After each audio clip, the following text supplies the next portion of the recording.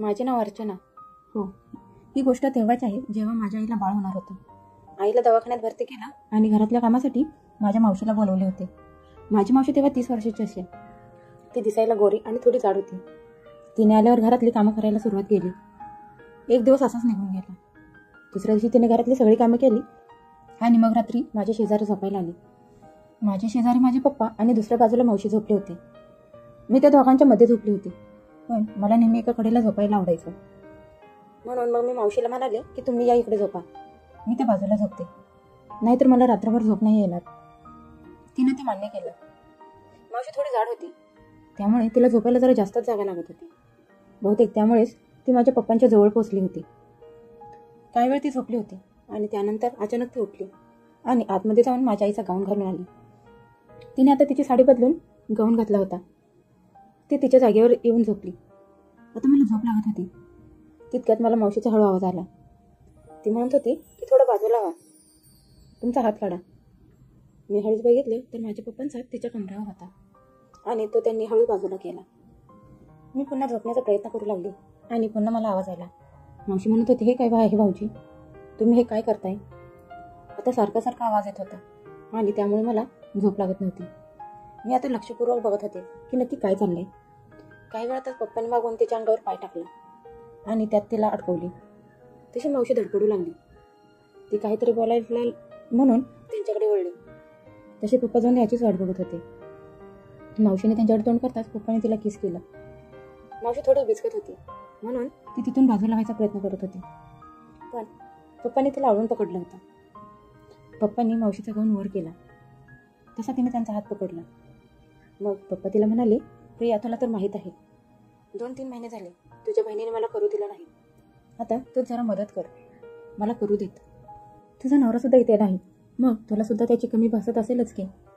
मावशी स्वतःला बाजूला सारत त्यांना म्हणाली, नाही भाऊजी, हे चुकीचं आहे, तुम्ही काहीतरी बोलताय.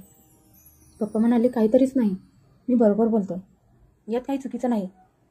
आम्ही आपली गरज पूर्ण करतोय, यात काय चुकीचं आहे? आणि रोज रोज कुठे आपण करणार आहोत? हे ऐकून माझी मावशी म्हणाली, नाही नको, हे चुकीचं आहे, तुम्ही थोडं समजून घ्या. पप्पा म्हणाले, काही चुकीचं नाही, मी बरोबर समजतोय, म्हणूनच तर म्हणतोय. असे म्हणत माझे पप्पा तिच्या अंगावर चढले आणि तिला किस करू लागले.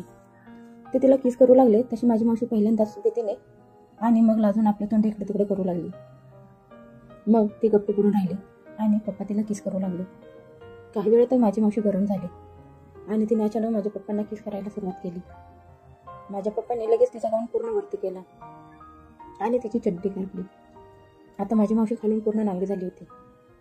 माझ्या पप्पाने त्यांचा हात तिच्या खाली घातला आणि तिच्या पुच्छेत बोट घालणार तोच तिने त्यांचा हात पकडून बाजूला केला.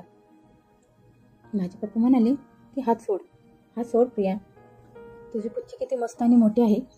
हे तर माझी मावशी हळूच लाजत म्हणाली की तुमचा बाबूराव सुद्धा चांगलाच मोठा आहे की. हे तर माझ्या पप्पांनी तिला विचारलं की तुला कसं माहीत? यावर माझी मावशी म्हणाली की माझ्या बहिणीने मला खूप दिवसांपूर्वी सांगितलं होतं की यांचा हत्यार खूप मोठा आहे, मी तर झेलू पण शकत नाही आणि त्यात हे खूप उशिरापर्यंत करत राहतात. हे कोण? माझे पप्पा हसत म्हणाले, हो असं आहे का? बरं प्रिया, तू मागून करून घेतलेस का कधी? माझी मावशी म्हणाली, म्हणजे? मला काही समजलं नाही. माझे पप्पा तिला म्हणाले की अगं, मागून म्हणजे कधी गांडीत घालून घेतला आहेस का? ती म्हणाली, हो, आमचे तर वरचेवर मागूनच करतात. माझे पप्पा म्हणाले की मग तर खूप मजा येईल आज, मी सुद्धा मागूनच करणार. ती काहीच बोलली नाही. तेवढ्यात माझ्या पप्पांनी तिच्या चिमणीत तोंड घातलं आणि ते चाटू लागले. त्यांनी आत तोंड घालताच माझ्या मावशीने आपल्या दोन्ही पायात त्यांना दाबून धरलं. काही वेळ ते तसेच चाटत होते आणि मग त्यानंतर त्यांनी तिच्या पुच्छेत बोटं घालून ते हलवू लागले.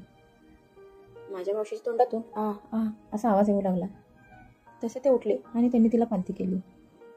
ती पालथी होताच त्यांनी तिच्या मोठ्या गांडीवर हात फिरवला आणि मग ते जोरजोरात तिची गांड दाबू लागले. ते तिला म्हणाले की प्रिया, तुझी गांड किती मस्त आणि फुगीर आहे. त्यानंतर ते तिच्या गांडीला चाटू लागले. आता माझी मावशी लाजली, म्हणाली की हे काय करताय तुम्ही? आमचे असला कधीच करत नाहीत. ते तर सरळ मागून घालतात. माझ्या पप्पांनी ते ऐकलं आणि ते तिथून उठले आणि तिच्या तोंडासमोर जाऊन म्हणाली, हे घे, याला चोट थोडं. ते मोठं जाडजोड हातावर बघून तिच्या मनात रोकड्याच फुटत होत्या. ती म्हणाली, चांगलंच जाडजोड आहे की तुमचा. माझी बहीण कसा घेत असेल याला तोंडात. माझे पप्पा म्हणाले सगळ्या जणी घेतात, तू पण घे. ती म्हणाली नाही, मलाही आवडत नाही. मग माझ्या पप्पांनी तिला विनवणी केली, प्लीज थोडा वेळ घे ना. बरं एक काम कर, तोंडात नाही तर वरच्यावर तरी किस कर त्याला. असे म्हणताच मग ती तयार झाली. तिने त्यांचा जडजडबा बरोबर आपल्या हातात धरला आणि ते हळूच त्याला किस करू लागले. काही वेळ ती किस करत करत मग तिने हळूच ती तोंडात घेतलं आणि चोखू लागली. आता तिलाही त्याचा अनुभव आला होता. मग माझ्या पप्पाने हळूच जाऊन बाजूला कपाटातून कोंडोम काढला आणि त्यांनी ते आपल्या हत्यारावर चढवलं आणि मग तिच्या दोन्ही मांड्या फाकून ते तिच्या पुच्छीवर आपला बाबूराव घासू लागले. माझी मावशी काही बोलत नव्हती, पण माझ्या पप्पांनी मागे पुढे करत एकदम जोरदार धक्का देऊन त्यांचा सोट अचानक हात घातला. तशी तिच्या तोंडातून आई ग असा आवाज आला. त्याने तिला विचारलं, एवढं बस का, अजून थोडा आत घालू? त्यावर ती म्हणाली की घाला अजून आत, पूर्ण घेणार नाही. असे म्हणत तिने डोळे बंद करून घेतले. त्या खोलीत डिम लाईट चालू होती आणि त्या मंद प्रकाशात मला सगळं दिसत होतं. त्या दोघांना तर याची जाणीव देखील नव्हती की मी तिथेच बाजूला झोपली आहे आणि त्यांचा तो सगळा खेळ बघत आहे. थोड्या वेळाने त्याने पुन्हा विचारलं की अजून आत घालू का? तर ती म्हणाली हो घाला. मग ती म्हणाली की अजून काय घालू? पूर्ण तर तो घालून घेतला आहेस. हे एकदम माझ्या मावशीला आश्चर्य झालं आणि तिने खाली बघितलं. हातात पूर्ण आत गेलं होतं आणि तिने लाजून तोंड फिरवलं. तसे त्यांनी जोरजोरात दणकी द्यायला सुरुवात केली. पचपच असा आवाज येऊ लागला. त्या दोघांचा कार्यक्रम चांगलाच रंगात आला होता. आता माझ्या मावशीला मजा येऊ लागली होती आणि ती पूर्णपणे तापली होती. ती करत म्हणत होती, अजून करा, अजून करा, अजून जोरात करा. आणि माझे पप्पा पण तिला जोरदार ठोकत होते. ती सुद्धा आता तिची कंबर वर खाली करून अजून आत घेत होती. ती जास्तीत जास्त आत घेण्याचा प्रयत्न करत होती. थोडा वेळ असं केल्यावर मग त्यांनी हातार बाहेर काढलं आणि तिला पालतं झोपायला सांगितलं. ती पालती होताच त्यांनी तिची मोठी कांड हाताने फकवली आणि थोडीशी थुंकी लावली. ती म्हणाली, हळू घाला, आधीच तुमचा हातर खूप मोठा आहे. त्यावर माझे पप्पा तिला म्हणाले, काळजी करू नकोस माझी राणी, हातर किती पण मोठा असू देत, तो मागच्या बाजूला त्याची जागा बनवतो. मग त्यांनी त्यांचा सोट हळूच मागे टेकवला. त्यानंतर हळूहळू आत घातला, मग बाहेर काढला, पुन्हा आत ढकलला. माझ्या मावशीची गाण चांगलीच मोठी होती, त्यामुळे त्यांचा बाबूराव पूर्ण आत जातच नव्हता. त्यानंतर त्यांनी तिच्या गांठीला खालून वर उचलले. आता त्यांनी तिचा अगदी ससा केला होता. मग त्यांनी त्यांचा बाबूराव अगदी नीट सेट केला आणि धक्का दिला. तसा त्यांचा बाबूराव थोडा आत गेला. मावशीच्या मागून त्यांचा सोट आत जाताच तिच्या तोंडातून आई ग असा आवाज निघाला. पुन्हा त्यांनी अजून थोडा जोर लावला आणि अजून एक धक्का देताच पूर्ण सोट आत घुसला. माझे पप्पा तिला मागून जोरदार धक्के देऊ लागले. त्यांनी तिला दोन्ही हातांनी पकडलं होतं आणि मागून तिला जोरात दाबत होती. त्यांनी तिला वाकवली होती आणि ते तिच्या केसांना आपल्या हातात धरून मागून चांगलेच धमकी देत होते. आता तिला सहन होत नव्हतं. तिने डोळे घट्ट मिटले होते. माझे पप्पा मागून तिचे मोठे बॉल हातात धरण्याचा प्रयत्न करत होते, पण ते धक्क्याने जोरात पुढे मागे होत होते. आता तिलाही तिच्या मोठ्या बॉलकडे बघून त्यांची दया येऊ लागली, पण ती काहीच करू शकत नव्हती. तरी त्यातून ती त्यांना एका हाताने धरून पुढे मागे होण्यापासून थांबवत होती. माझे पप्पा मागून धक्के देत होते आणि तिचे बॉल हातात धरून जोरात पळत होते. तिच्या तोंडातून आता आवाज येऊ लागला, आई ग मेले बस करा. पण माझे पप्पा काही ऐकायला तयार नव्हते. अखेर ती त्यांची मेवणी होती, त्यामुळे त्यांना वाटत होतं की तिच्यावर देखील आपलाच हक्क आहेच की. ती बस करा म्हणून विनवणी करत होती. पण माझे पप्पा तिला म्हणत होते की थांब थोडं अजून, खूप मजा येत आहे. माझी मावशी आता रडकुंडीला आली होती, पण माझे पप्पा आता ऐकायला तयारच होत नव्हते. ती तिला मागून जोरात धक्के देतच होते. मग त्यांनी त्यांच्या हातात मागून बाहेर काढलं आणि तिला खाली झोपवलं. तिच्या पुच्छीत घातलं. आता ते तिला पुढून करू लागले. त्यांनी हळूहळू त्यांचा स्मेल वाढवला. तसं तिच्या तोंडातून जोरजोरात सुस्कारे निघू लागले.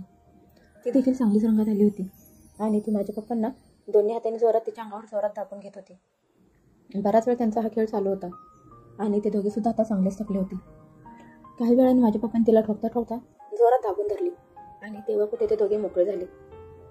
दोघांनी एकमेकांना जोरात दाबून धरलं होतं आणि बराच वेळ ते तसेच पडून राहिले. मला त्यांच्याकडे बघून ते नवरा बायको असल्यासारखंच वाटत होतं. मग काही वेळाने ते दोघे वेगळे झाले. माझ्या मावशीने जवळ असलेला टॉवेल घेतला आणि स्वतःला पुसलं आणि मग पुन्हा गाऊन घातला. माझ्या पप्पांनी देखील बाथरूममध्ये जाऊन कपडे घालून आले आणि मग ते पुन्हा त्यांच्या जागेवर झोपले. माझे पप्पा माझ्या मावशीला जवळ घेत म्हणाले, मी आज तर खूप मजा आली. ती म्हणाली, हो मला सुद्धा आज खूप मजा आली. मग ते दोघे पुन्हा एकमेकांना चिटकून झोपले. त्यानंतर त्याने लाईट बंद केली. काही वेळ शांतता पसरली आणि मग मला झोप लागली.